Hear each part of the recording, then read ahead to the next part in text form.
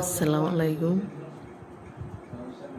রমজান মাস আসলে সবারই একটা খুশি দিন। এটা সারাদিন অপেক্ষার পরে বিকালবেলা ইফতারি নিয়ে বসে থাকা অনেক একটা মধুর। আমি জুড়ে কথা বলতে পারতাছি না। আমাদের পাশের রুমে একজনকে মেহমান আসছে ইফতারি খাওয়ার জন্য। আজকে প্রথম রমজান, আর আমার ভাগ্য এত ভালো, প্রথম রমজানের দিনে একজন লোক আসছে আমার বাসায়।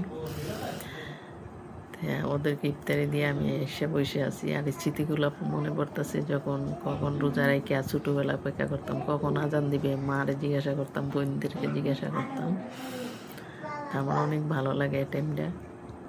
এই যে আমার ইফতারি, আর ওই রুমে এরা ইফতারি নিয়ে বসে আছে, খাইব একসাথে। তা আমি আর ওদের সাথে খাবো না, পাইয়া সরম লজ্জা পাইতেছে আমার দেখে, সেই জন্য আমি এদিকে চলে আসছি।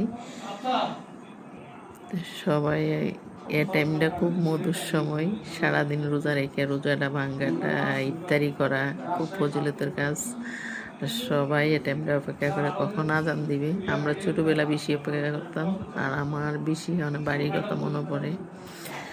গেছে বছর এমন দিন বাড়িতে ছিলাম, একটু মন খারাপ হয়েছে, কিন্তু মানুষ নিয়ে আলহামদুলিল্লাহ ভালো আছি। সবাই দোয়া করবেন, আর সবাই যে জায়গা থেকে প্রতিদিন চেষ্টা করবেন একজনকে ইফতারি খাওয়ার।